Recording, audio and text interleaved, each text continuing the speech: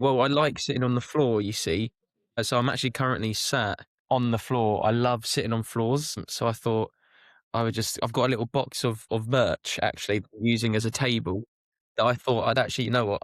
I'll use this to sit on the floor essentially. I love sitting on floors. Anyway, it's good to see you.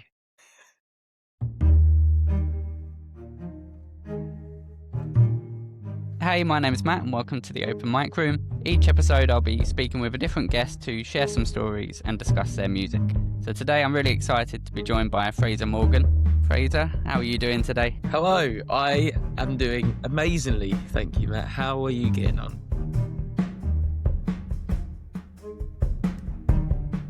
I'm excited to be speaking with you. You're one of the first ones that I've chased to get on because I've really wanted to talk to you. Thank you for chasing me. Yeah, I'm just not. I'm very forgetful. Or what can happen is like, especially on emails, or if I'm out and about or something, I'll read it and I'll be like, oh, I'll get back to that. But I forget to like mark it as unread, and then I just forget to actually Oh. come back to it. So, the amount of times I write out text, like my friends or my mum, and then they'll like basically message me for a reply, and I go to reply to that message, and like my previous response is already written out. I just never press send. This is my life. Good. Plus, you're super busy at the moment. You've got a tour of absolutely everywhere, haven't you? I do. I think by the time it's done, it will have happened from middle of February to the end of December, basically gigging every weekend, for the whole year, other Wow. than the 3 weeks that I had off, due to my surgery, on my hand. But yeah, other than that, I love it. Yeah, it's hard calling it a tour because I never stop. It's just, for me, it's life.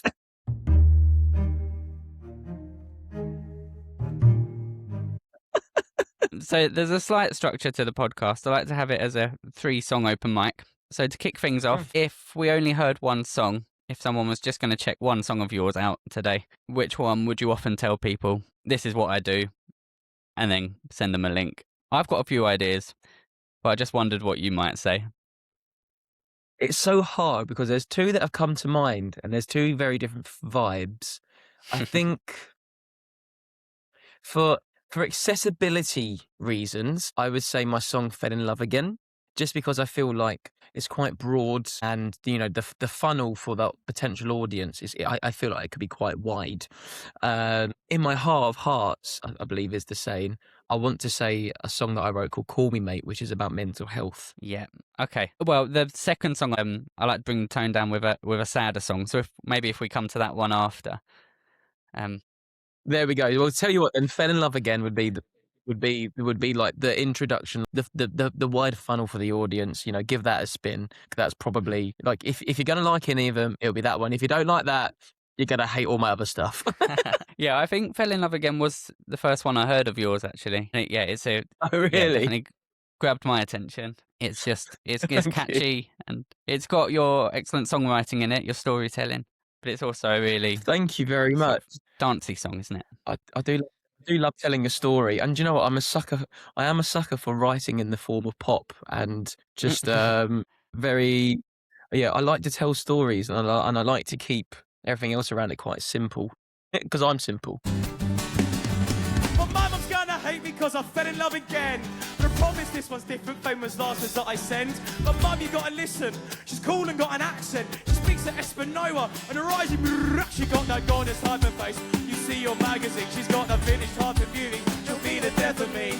But I don't mind dying if hers the last place that I see. She's beautiful and kind, strong, kinda icy. If I ever overstep, she'll put me in my place. Told you her adjustments that I've never been the case. I'll be with her for just a bit, then an hour's past. She's got a really awesome body, she's like an hourglass, let's go. I love the way she laughs, she's a sexy senorita. Her nose is like a bone, mum, you gotta meet her. Mixes up her words when she speaks that Espanola.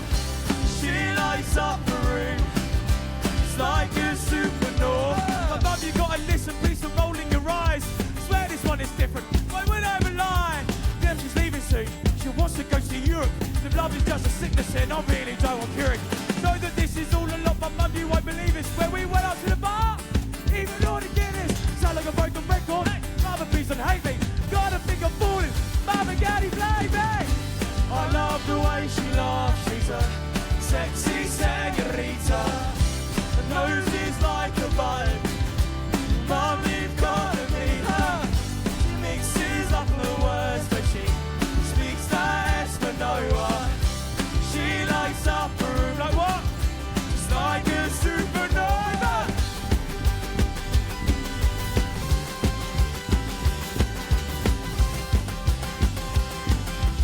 You know the next bit?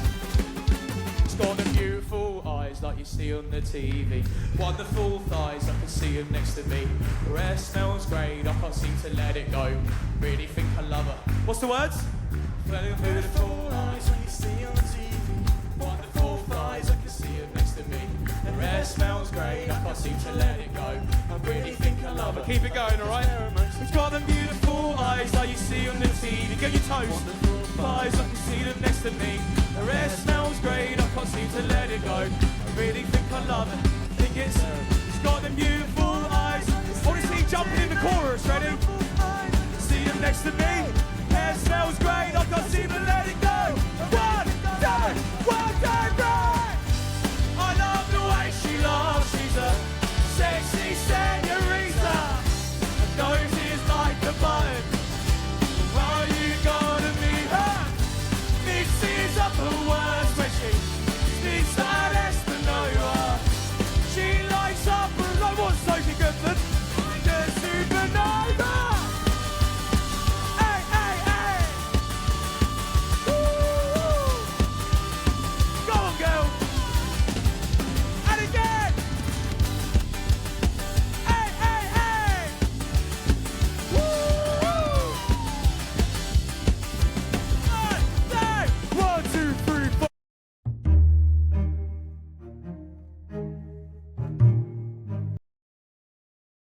So, speaking of stories, could I learn about your journey in music so far?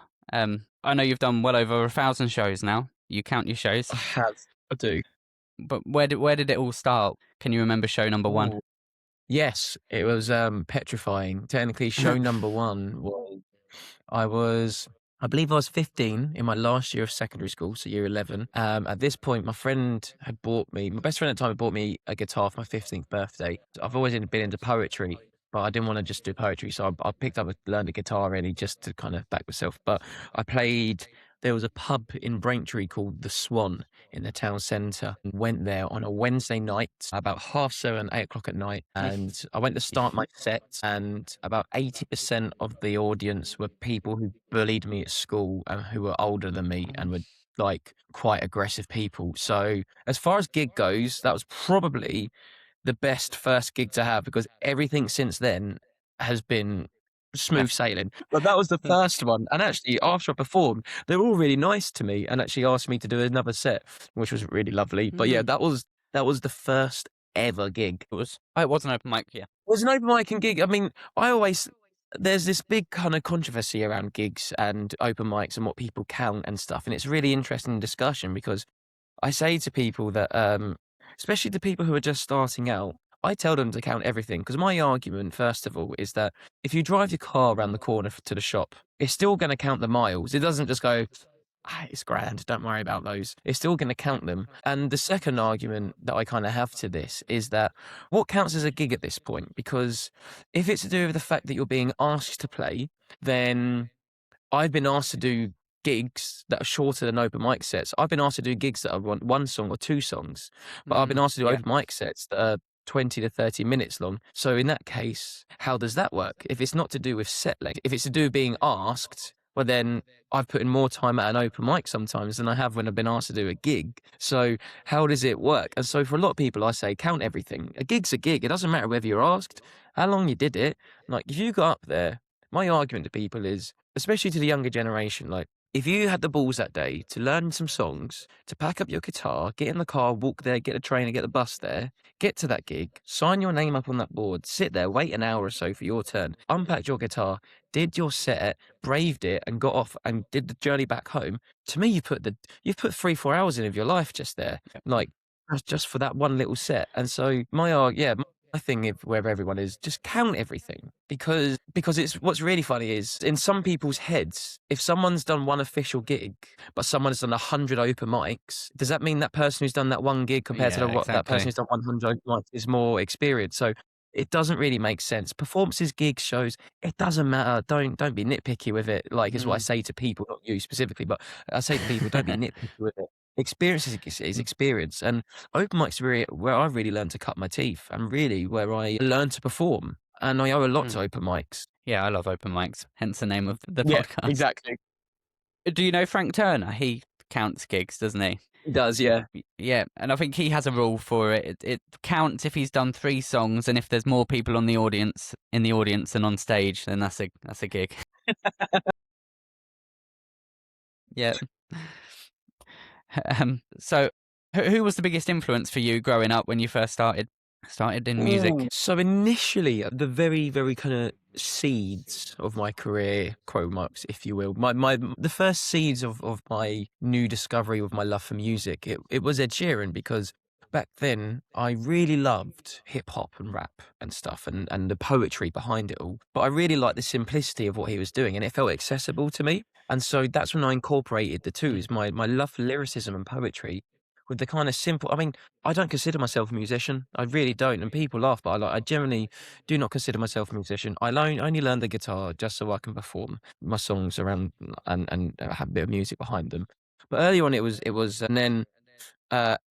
and then it was Nisloppy, who are a band that I Oh, yeah, absolutely adore. Yeah, JCB song. JTB song. I absolutely love them so much, and they contributed a lot to my career. It's actually really nice because Luke Concannon actually messaged me on Tuesday and told me that he had my song "The Girl in the Library" stuck in his head. So for Oh, me, amazing. that's a big thing for me, because Mhm. I remember being 7 years old, like looking at the music video in the pub that my mum was working in, eating a bag of quavers, just watching this music video for the JCB song. So to have Luke message me unprompted, I just felt the 7-year-old inside of me get all warm and have a big hug. So that was really sweet. But yeah, and then again, as time moved on, my influences different. But I get actually a big part of my life that I've been influenced by is Lee Evans and Robin Williams. I absolutely adore them. Comedians. Yeah, Robin Williams and Lee Evans were big role models for me growing up. I absolutely loved them. Their love for life and their joy and stuff. And so that's probably one of the biggest contributors to it. And when I perform, I do try and have a little laugh and joke and stuff. But Yes. maybe to answer your question, I'm not sure. I do like a talk, so I am sorry. No, that's good. It's funny you say comedians. Your videos on your Facebook page are funny as well. I enjoy watching them. Thank you. I hate social media. Like, I really do. I hate using it. But I know that it's a necessary evil. And for me, if I want to progress my career without selling my soul for a really, really bad deal, then you've got to work hard. And I might not be the best in the room, but I'll always try my best to work as hard as I can and be one of the hardest working people in that room. And when it comes to using social media, I accept the fact that I have to use it, but I use it on my terms. And so if it means doing a video and talking rubbish and being a bit of a sausage, then that's what I'm going to do, because I'm not very good at being something that I'm not, because it makes my skin go weird. It makes me feel silly. You can see how hard you work in that documentary of Latitude. You watched Yeah, that? Thank you. I'd watched that. That was awesome. But I really loved the video before that when you got told about it on the radio. And And yeah, and it's I a really bawled my eyes out, emotional. cried. Yeah, just the surprise you had during that phone call. Could you talk me through Honest to that? God. What? Which part specifically? Sorry. So I think you got called up by someone who was live on the radio, Oh, and you he want me wanted talk to about tell the you. Yeah. Yeah, when you got Yes. told you're going to be playing at the festival. Yeah, that was mad, because so I'll show you something in this room quickly. So when I was at my old workplace, let's move this little lamp. When I was at my old workplace, I was off sick for like 3 months, and I came back and I didn't want to be there. So I put together this little I'll see if I can show you this little piece of paper, essentially. And in there you've got lots of different things and lots of different kind of images. And one of those images is a BBC introducing stage. And so when I was at work, I felt really anxious or down, I would just stare at that, and it would be like my little manifestation A4 piece of paper. And whenever I felt down or my boss annoyed me, I'd look at this piece of paper and I go, right, just focus on what you want, what's important in life. You know what you want this. And end up quitting my job in April 2025, and that was the best day of my life. Congratulations.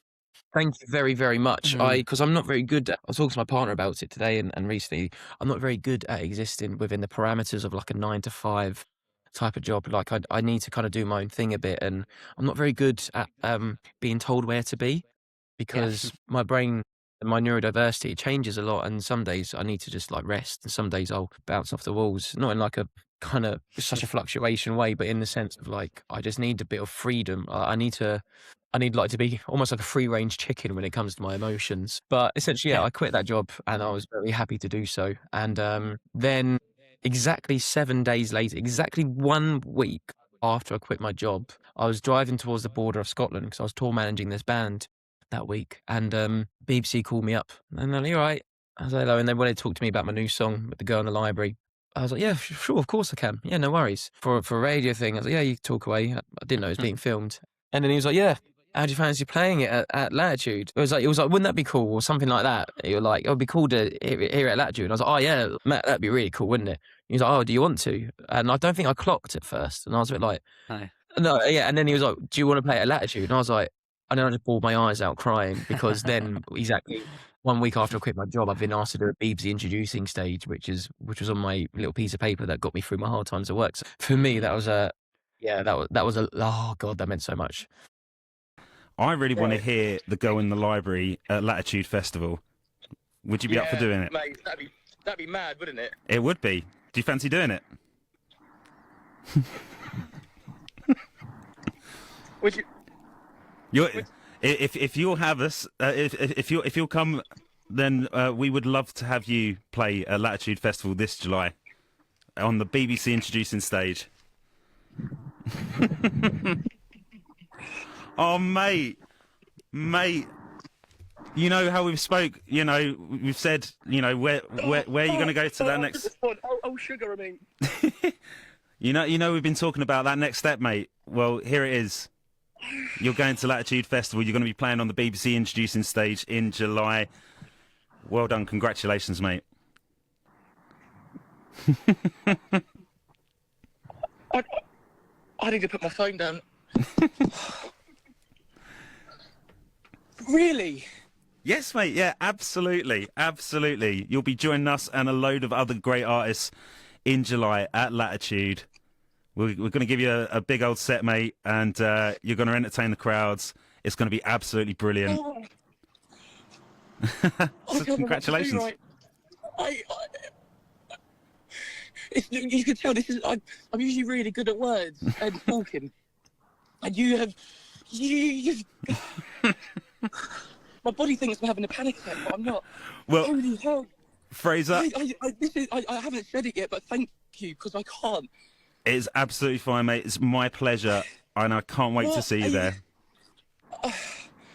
Fraser, I'm gonna let you go. I'm gonna let you compose yourself. Honestly, thank you all so much. Like I don't know. Usually I want to say something funny and be like, oh, but I thank. Oh my goodness, thank you, mate. I'll leave you be because you've got a show to do. No, mate. And I need to go and you need to go.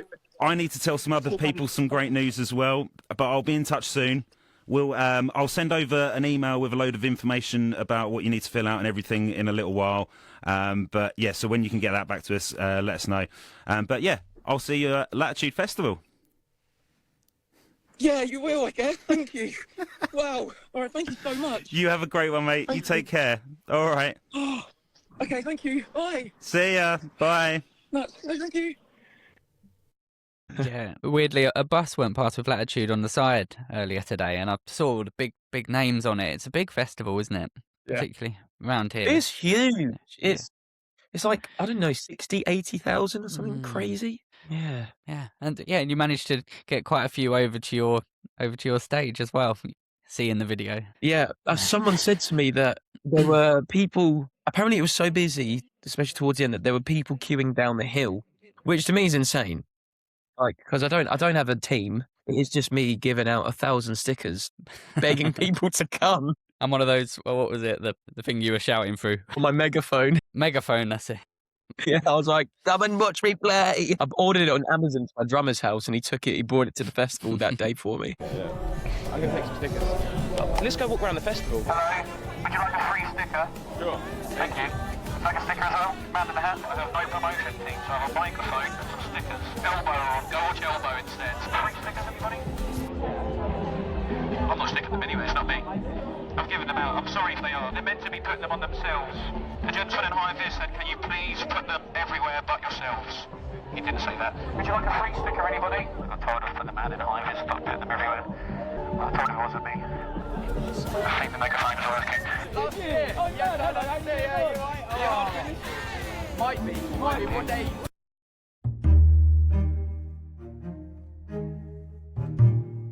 So for the next song of this fictional set we're playing, I like to call it the Sad Song Society because sad songs are my favourite, and you've got a few of them. I do. But I think "Call Me Mate" is definitely the biggest one, isn't it? It seems to have got the biggest reaction for you. I'd say so. Yeah, Just a bit. yeah. Just Why do you think that is? yeah. It's crazy. It's funny because when I first wrote the song, about 3 years ago now, for the first year or two, no one listened to it. No one really listened to it. And I was like, that's okay, no worries. And it's a song that I wrote about my friend who took their own life, and I think I was writing about the grief and the loss. Also, I think a part of it was part of my OCD was I really kind of fixated and obsessed over the loss, and writing the song really helped me. And I didn't play it for a year or so, maybe. Then I played it at Boomtown, which is a festival in Winchester, quite a big festival. And by the end of it, there was this massive group hug, and everyone was crying. And I was driving home a couple of days later from that festival, and it just hit me, and I started bawling my eyes out, crying behind the wheel of my van, because I just realised that that song is it's bigger than me. And I don't want to say that in a weird hipster type of sense, but I seen the effect it had on others. A lot of people told me that they needed that song that day. And so for me, I kind of made a conscious decision in my head that going forward, I will now always actually try my best to play that song, because of the people who told me that day that they needed it and it helped them. I was like, this song isn't about me anymore. I wrote it, but it's not my song. If it's helped 20, 30 strangers at a festival who didn't know me, and we've had a big group hug and they're all crying, then there's something here, and it's not up to me. It's really weird, but I don't feel like it's up to me whether I play that song or not anymore. I now feel like I should. And part of that is because I really used to want to be a therapist, but you have to study to become a therapist, and I don't like studying. So writing the song was my attempt, trying to help others with their emotions and their loss. And so the first group of verses is I'm talking in first person about basically trying to give the listener words to describe how they're feeling, about how they've been going through something, and they're scared of talking about it. And then the second set of verses, I'm talking about my actual lived experience of the loss that I had with my friend. And then the last group of verses, I'm metaphorically, I'm almost looking the listener in the eye and pointing at them and saying, look, these are the facts about men taking their own life. We need to start being there for each other. And so you kind of got these three different phases to the song. And I had a 26 festival summer last year. And by the end of August, I was pretty tired. And I was like, right, all my festivals are done now. What do I do now? And I was like, I guess I'll give social media a go. I don't really know what I'm doing. First video, did okay. Second video, 2 million people. And I was like, oh, Wow. okay. This is easy. This is an accident. I was like, second video in and I'm hitting 2 million people. Right. Rinse and repeat that. I don't know what I did there, but let's do that again. And then I just had multiple viral videos, and some of them are the same video. But the reason why that is because if it works, if it ain't broke, don't fix it. And second of all, every time I post that video, or one of the two videos that I post, I always get someone message me thanking me for posting that video. Always someone new. And so again, it's that thing in my head of, do you know what? It might be cringe for me to repost the same video. It might look a bit to the people who follow me, or sometimes I think of the people who don't like me and what they'd react to it. And I shouldn't really care, but I do. And it's something that I'm working through. But it then became for me a place of actually, again, this song's bigger than me. I'm going to embrace the cringe. I'm going to shamelessly post this video again, because every time I don't want to like breach people's trust or confidence, but some of the messages have been insane about how some people said to me they were planning on taking their lives that night, but then they found my song and they didn't, and instead they had a massive cry and called their mum. Wow. That's why I continue to post the song, because you just don't know. Yeah, if someone had a reaction to it once, it doesn't mean they're cured. It means that they should see it again and again. So yeah, why not keep Thank you. sharing it? Yeah, there's some of the lines in that song are just so real, and I think anyone can relate to. At one point, there was the line about the fact that you scrolled your friend's Facebook for hours with tears in your eyes, and yeah, I can remember doing that. Just like going for their Facebook, trying to work out when that point was that they might have changed, or was there any signs that we should have looked for? But it's so real. This is it. And thank you I've got goosebumps from you saying that, because I always really enjoy hearing other people. Not that I enjoy hearing negative experiences, but I always really appreciate hearing other people's people relating to it in their own way and stuff, because it makes me feel less alone for a start, and also it's quite validating, because when I write something like that, I'm not expecting anyone to be able to relate to it. And it was true. I remember, I think I sat in my partner's bed every night for 3 nights, just scrolling his Facebook, my friend's Facebook, just completely engulfed by just seeing these posts from his family and friends, and being all consumed by the grief that I was witnessing on this young man's Facebook profile, from friends and family sharing their memories and their thoughts and their hurt. And it swallowed me up whole. It really did. That voicemail you do at the end of the song as well. That's tearjerking. Thank you. I've heard it a lot of times, but it still gets me.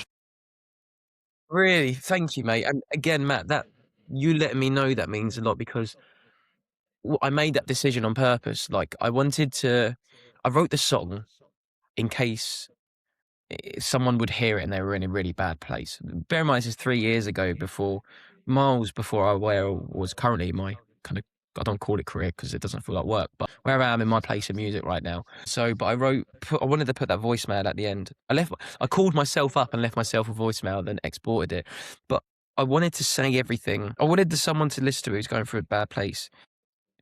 Like, what would I say to my friends if they needed to hear it? Or like, what would I want someone to hear if they were in a really dark place? And I just left myself that voicemail, because in hopes that those are the words that someone needed to hear in that moment, you know? Yeah. So I appreciate you kind of feeding that back to me. But my friend took their own life. And I wrote this song for him. And these are the things that I wish I could have said to him. The things that I wish he'd known. And no matter how you identify, how you look, what you do or do not have between your legs, where you are from, what's on your passport, we need to focus on the fact that during a time like this, we can all relate to the fact that in some way or another that we are going through it mentally in regards to our mental health. And I think during a time of such disconnection and separation, the true kind of antidote to this is community. Recognizing that we're all on the same side. I guarantee you, if you spoke to the person on your right and said, well, how's your mental health been in the past? I know full well that you will have something that you can relate to each other on. And that is the thing that will bring us together, is understanding that these people aren't your enemy, man. We're all friends here, deep down. And during a time of such, we just need to recognise that. So this is a song that I wrote about mental health, and I wrote it from a man's perspective, but this is for anyone out there, no matter how you identify, for those who have gone through it, who have been 2 to 3 weeks ago, you can look at my fucking Facebook. I was going through it hard, man, like really hard. I've been having a really, really shit time. Anxiety's been going wild, intrusive thoughts, telling me to do some dumb shit, and it's been really difficult. And I came here, and I made it out. And I've survived 1,000 times, and I'll survive 1,000 more. It's gonna take way more than that to kill me, motherfucker. So this is for anyone out there who's going through it in some way, or has gone through it in some way, or has lost someone to suicide. I'm very sorry, but you are not alone, my friend, and I promise you that. This is Call Me Mate. See, I've been going through some stuff, but I'm not sure how to say it. I thought about religion, but I'm not one for praying. At times have been hard, my mind's been going ballistic. Considered ending it all, but don't want to be a statistic. They say to open up, it's not as easy as that. If I talk about my feelings, will it all just bounce back? I'm scared of what they'll all say, or what my mates will all think. For now, I guess I'll stick to crying over the sink. I know that I am here for you, and all the things that you go through. So before that it's too late, just know that you can call me mate. See, I think about my friend who moved on to the next life. Scrolled his Facebook for hours with floods of tears in my eyes, looking at the memories from family and friends. The pain didn't stop at him, it has moved on to them. I put myself in his shoes, I think about his last moments, how he felt that this would be the only way he could solve it. I know that your mates don't want to see you lose it all, rather you cry on their shoulder and attend your funeral. Know that I am here for you, and all the things that you go through. So before that it's too late, just know that you can call me mate. Cause that's the thing with us lads, we're holding an image, you see. Cause if we talk about our feelings, then we're scared we look weak. But if I'm a man under 50 and I keep things inside, the most likely way I'll die is by taking my life. So this is for the lads out there with mates that are struggling. Please just call him up. You tell him you love him. And if you're struggling yourself, then the same goes to you. We need to be there for each other and try to push through. Know that I am here for you, and all the things you go through. So before that it's too late, just know that you can call me mate. Well, know that I am here for you, and all the things that you go through. So before that it's too late, just know that you can call me mate.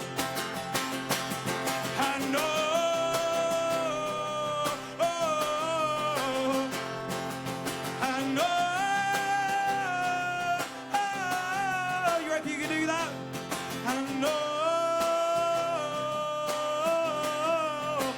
and again, go on. Say, just you know, ready, please. And one more, right? And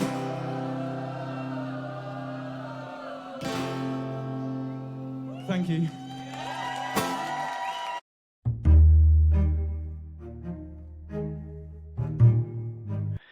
But is it quite tough for you, obviously putting a song like that out there? You're sort of a go-to person for people with struggles. Do you find you get a lot of people wanting to talk about these? Or you seem to be Yeah, I do. taking it really well. You're quite I happy don't to get have over. these conversations. Yeah, no, I am at any given moment. Like, I think every gig I have at least one, sometimes 5, more so 10, 20 people Wow. come up to me and relate their stories to me, and it feels weird, but they thank me. And like, I won't say who, where, or what, or when, but there was a recent time, for example, that I was at a live event, and afterwards, very late in the evening, someone pulled me to one side and told me the effects that song had on them. And then the floodgates just opened up for them, and they told me some very deep, some very kind of, I don't want to say dark because that doesn't feel fair, but some things that happened that they experienced as a child. And I don't get overwhelmed by it because, you know, there is still that therapist in me. Like, I still want to listen to people and hear from people. And I'm not, part of my neurodiversity, I think, is I'm not very good at small talk. So if we can just skip all that, how's the weather, like all that talk, and go straight in deep, I'm good for that, and I will listen to people, and like I will hear them out, and we will have that conversation, and I never get bored of it, and it never gets too much because that means a lot to me. That connection and listening to people, it means an awful lot to me, and it's hard when there's like a massive queue for people to come and say hello to me after a gig, and I want to give everyone the time that they deserve. But also, Yeah. I'm a bit of a people pleaser, so I get worried about the people behind them. But I always try my best to accommodate for these conversations. Yeah, I don't find it too much at Right. all, and I reply to every messenger message and Instagram message that I get, and Oh I've wow. had hundreds, maybe over 1,000 now at this point. Wow. Must be a And full time. I will reply to everyone. And sometimes people message me and they'll be like, I'm in a really dark place, or I'm navigating this drug habit, or I'm in a really bad place tonight or something. And I will always reply. And I will always signpost them to any support that they might need, because that could be the difference. You've got lots of other excellent songs on mental health as well, which for anyone Thank that you. likes Call Me Mate, your EP, is it I Hope You Can't Relate? Is that what it's called? Yeah. Yeah, Yeah. when you put that out, yeah, I've listened to that quite a few times through now. Yeah, One Brick at a Time and Ruminating. Wow. Excellent, excellent songs. Thank you, buds. That means a lot, especially no, that does mean a lot because nowadays I've got other songs kind of taking the limelight, but in my head I'm like, I like these ones too, But I really appreciate you shining some light on them too, because yeah, ruminating. I wrote it, didn't like it, and then just folded up and threw it in the top drawer of my desk, and then found it a few months later, and I was like, what's this? And I read it, and I was like, I don't mind this actually, and then I gave it a play, and I was like, this is cool, and then One Brick at a Time. I think it's actually my partner's favourite song of mine. But again, that was with my therapist hat on, and that's about generational trauma and the cycle of pain, and how you can't control what happened to you, but you can control how you respond to it, and it's your responsibility to not pass it on. And which is something I'm Yeah. deeply passionate about. Yeah, I love the line in it. I pick apart the parts of me I don't think are quite right, but nothing and no one is really normal, and I think that's quite all right. I love the poetry in there. Thank you, man. Awesome. Not many people comment on my poetry. Not that I want anyone to, but it's nice when someone does, because I wrote all my songs as poems, and that part of the song goes out to the Fraser at school who was bullied, because I pick apart the parts of me that I didn't always think were good or right or normal. But then as you get older, you realise actually everyone's really weird in their own beautiful way, and that's okay. And Yep. and then kind of call back in a way. That's what some of the first lyrics in that song is, beauty is just a spectrum. I think that's what I Yeah, say. Beauty is a perfect. spectrum. Yeah, I do. Yeah. Something like that, yeah. The next thing I wanted to ask you about, whilst we're still on mental health, I think I read that you're now sober. Is that true? Yes, that's right. Yeah, which me too now, just over a year. Hey. I wondered if we could talk about that just Yeah, briefly. How have absolutely. you found that? It's a big decision. It's It's difficult. been a really interesting. Yeah, it's been an interesting experience, because I remember when I first started drinking, I enjoyed it and stuff and all that, and I had fun. And then as I got to like 22, 23, I remember just finding myself just like being less and less bothered about it, but doing it because it was activating this reward center in my brain. So then for those final kind of 3 or 4 years, I was kind of just drinking because I was bored, or I was blowing off steam from work. And when I'd tour manage some people. I won't say who, but I ended up tour managing some people, and they either spoke about or I saw them just kind of like get on it every night of the tour. And I was a bit like, I don't want that for my life. Like, that's not really that fun. And so as soon as I quit my full-time job, I made an active decision that I didn't want to drink when I was playing. I didn't want to have a party with it or anything like that. And then, so that was April. And then over the summer, I did every gig sober and stuff. And then over Christmas, had a couple of like Baileys here and there, nothing like, not getting drunk or anything. Because for me, it's everywhere part of at my Christmas. kind of but part of my sobriety is that I didn't want to try and black and white it too much, because I'm very good at that. So I didn't want to like put too strict rules in. I wanted to be flexible with myself, and I wanted to let myself find my own footing with it all. And then New Year's, I'd like tried to get drunk at a gig, but I just didn't really enjoy it. And I didn't drink for like 3-4 months, didn't smoke for months, and then went away for a couple of days and tried it again. Wasn't a fan of it. And then at a festival, it was the first time I got drunk in over a year. And I came away from it, and it was this really lovely feeling inside of me of, I'm going to close that window because that's my neighbour's dog. Hold on 1 second. That's fine. Yeah, there was this really lovely feeling inside of me of, I had a really lovely night last night, but actually, I think I'm past it now. I like the way that I explained it to my mum is that I don't feel like it has a place at the table anymore, and that all the seats are taken by other things now. And that, again, I'm not going to say never, because if I do that, then I'm putting these weird rules in place and it can make myself kind of freak out. But I came away feeling really happy and really relieved, because I was like, I'm over it. I'm through it now. And like, especially going full time on music, I didn't want to lose any days. I didn't want to lose any gigs, like mentally, like through memory and stuff. And big part of my not drinking and partying is that I really suffer with anxiety the next day, really badly, really Hangxiety, badly. people call it. Hangxiety. Yeah. Anxiety, man. And I would essentially have 4 or 5 hours of fun in the nighttime, and then spend the next almost 24 hours suffering, freaking out, panicking, shaking, and then getting restless legs that night because I was hungover and couldn't sleep. And I just hit a point where I found myself in this really relieved place of like, I don't need this anymore. I'm beyond this now. Thank God. Yeah. So really nice. And especially I've not wanted anything more in my life than to do music full time. So the fact I'm doing it full time now, one, I want to save money. I want to bring my costs down. But two, I don't want to. I don't have allowed to swear, but I don't want to fluff it up, basically, and I don't want anything to get in the way of it. And I want to be on my A game. And so yeah, they're like two big reasons, really. Yeah, that's brilliant. Yeah, I've heard it compared to being a time thief, and I don't think you want to be wasting any time. Absolutely not. I'm too busy. Too busy to be drinking. Yeah. Literally, I'm too busy to drink. So what show number are you up to now? I believe it's 1,250, or it's 49. Wow. It's either 1,249 or 1,250. And when's the next gig? Tomorrow. Tomorrow, of course it is. Yeah, I've got 3 gigs this weekend. So what's the best bit about being a musician for you? Wow. In my head, in that moment, I saw 2 things flash in my head. The first thing that came to my head is the people. Love them. I think they're great. I think people are fantastic. Sure, there are some weirdos out there, and there's some people with not exactly positive intentions. However, for the most part, I have found, maybe it's because the place that I'm playing only have good people, but it's like to do with that analogy of the warships, the planes. I think back in World War II, they did a study of all the planes that came back and found, oh, the ones that were most damaged are in these parts. But I think it's called survivorship bias, because then they found that actually the reason why they made it back is because they found like no one's shooting at the propellers. People were shooting at the propellers, but the ones they couldn't study were the ones who got shot at the propellers and didn't make it back. So the whole survivorship thing is what I was talking about. Anyway, I don't know how I got onto that crazy side conversation, but yeah. So first thing is the people. I love the people. That's right. I love the people so much, and the connection and the story, that means a lot to me.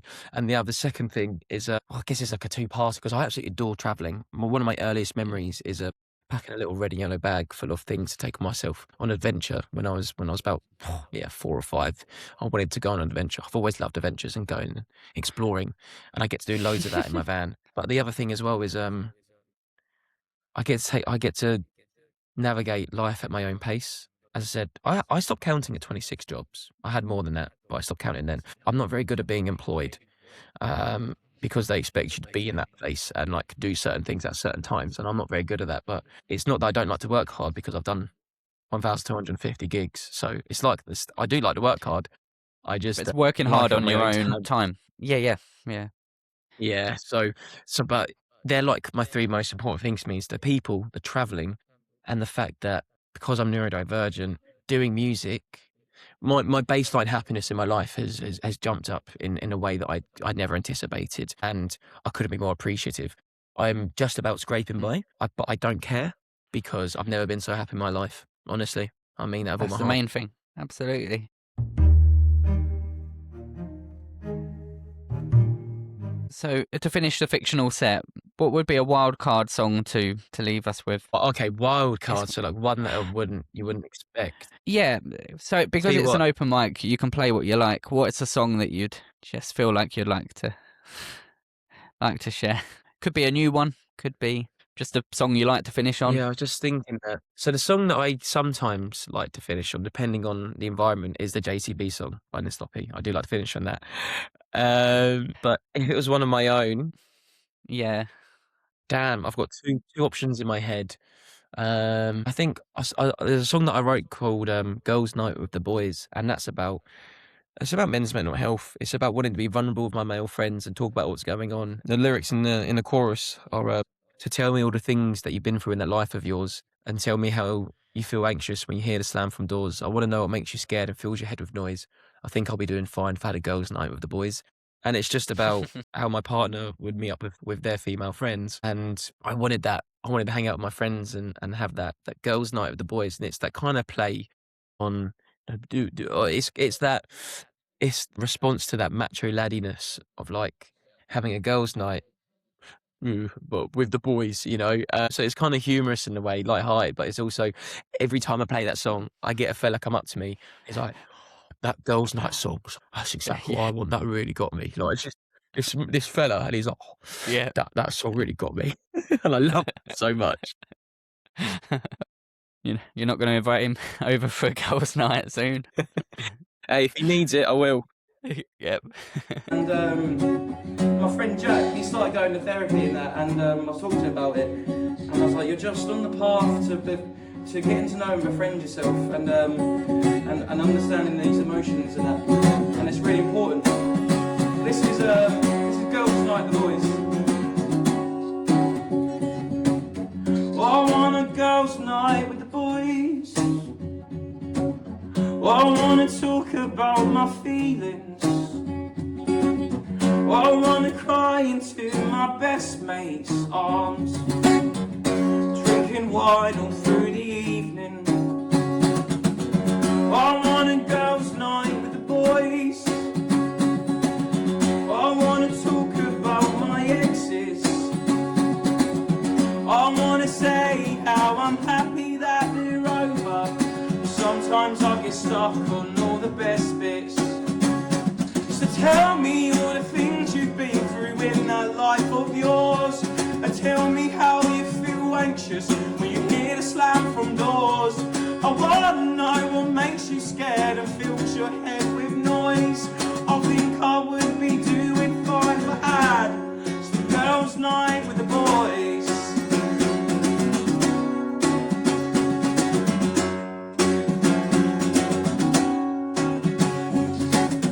I want a girls' night with the boys. I wanna talk about the trauma that I carry. I wanna say how the pain comes back sometimes. For the most part, I'm pretty happy. So tell me all the things you've been through in that life with yours, and tell me how you feel anxious when you hear the slam from doors. I wanna know what makes you scared and fills your head with noise. I think I would be doing fine if I had some girls' night with the boys.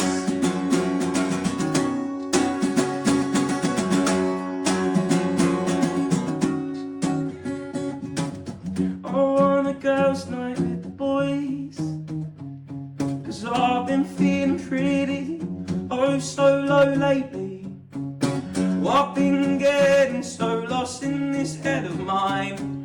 I think I need the boys to come save me. So tell me all the things you've been through in that life with yours, and tell me how you feel anxious when you hear the slam from doors.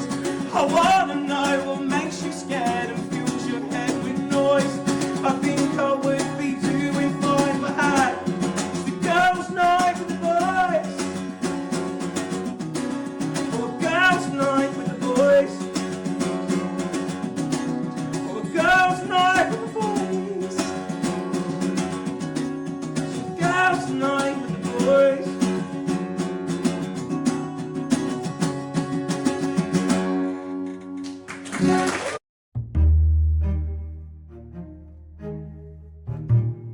So you said at the start you've got merch in front of you. I was going to ask you about some of that because you've got some awesome pieces on your website. You're happy to write lyrics for anyone. Thank you, mate. I am indeed. And then there's The little Lego Frasers. Yeah, I love them. I was hoping to get one in time for this, but I will order one after this, and then I'll link it in if I've got it in time. Oh, mate, Are I'm they happy still- to send you one. If you send me your address, I don't mind just sending you one. No, I want to get one. Oh, mate. They're still going. Thank you. Well, honestly, I already have. Yes, yeah, I've still got a couple left. Don't worry. I had Yeah. 200. I don't anymore, Wow. but Hello everyone, how you doing? I'm Fraser. I'm going to show you how I make my little Lego men. There's me. I'm cutting up loads of pieces of paper. I'll tell you what they are later on, but it takes ages. This is 200 that I'm making, right? It takes... Oh, I don't get into it. These are my faces. I got these faces custom made. I had to hand stick on 200 of my own face. Do you know how much I hate that? I hate looking at my own face, but it's Legos. It's cool. Look at all this stuff. There's so much. It's mad. I was getting so overwhelmed during this. I was so hot in the garden. You can tell my top's off. I'm overwhelmed. I'm putting stuff in the wrong pots. It's chaos. Anyway, this is me. My hair goes on. I have mohawk hair when I do it properly. And then look, I get these t-shirts custom made as well. Everything's custom made. I hand put on myself. Orange legs like my corduroys. They're my favourite corduroys that I've got. And I put them all in eggs because it reminds me of being a kid buying Kinder eggs. That's the note. It tells everyone, give me the plastic back so I don't have to use more. And to trade if you get a double. Kind of cool, right? And I put this in the egg, shake it, and woohoo, yay. Nice, thanks. Hello.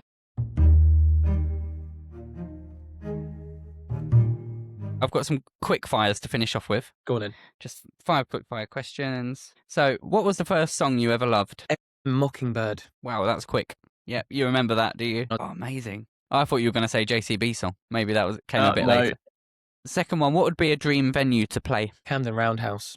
Yeah, I've been there a couple of times. Yeah, that's a great little Oh, venue. I love it. Well, it's more than little, but Yeah, it's huge. 4,000. you've already played some decent venues. You had the Colchester Arts. Is it Arts Club? Yeah, love Yeah. that. I forgot Arts to ask Centre, you yeah. about the 1,000 show, but the third one, an artist you'd love to open for. Nisloppy. Yeah. As Nisloppy. I've done it for Luke Concannon, but I would love to open for Nisloppy or Billy Bragg. Oh, yes, he's a good one. Well, Luke's been in touch, so maybe that could happen. I'd love that so much. Mm. I opened up for Luke once, but not as Nisloppy. I'd adore that. Oh, did you? Wow. Yeah. The fourth one is, I think I know the answer to this. Studio or live performance? What do you prefer? But you know the answer to this. Yeah. This is live, obviously. People, yeah. And Yeah. finally, what's a song that you wish you'd written? There's a few that have come to my mind. Do you know what? I love Call Me Out by Paul Simon. That's such a yeah. weird little song. I love that. That's always in a party playlist. Always. It's a great song. Mm. Or there's an artist that I absolutely adore called Medium Build, and he's got a song called Beach Chair. And I used to, whenever I had a bad day at work, I would leave work and blare that song out. And it's just about wanting to make a career in music so badly. Thank you. That's awesome. My pleasure. Thank you, mate. Thanks for sharing some time. I know you're really, really busy. I Genuine appreciate pleasure, it. dude. Thank you for asking me. That means a lot, honestly. It really does, Matt. Cheers. Appreciate the music you're making, and really proud of the work ethic that you put in as well. Yeah, Thank you, mate. we should all aim to Thank you. leave the world in a better place than we found it, and I think you're definitely doing that. So, thank you. Well, that's all I venture out to do. No, please. Oh, you have to thank me, honestly, man. That's so sweet of you. That's what I want to do. I just want to leave my garden in a better condition in which I found it, and that's all I can ask for. Perfect. Thank you.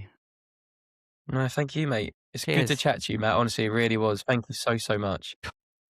I catch That's you all soon. done. Cheers.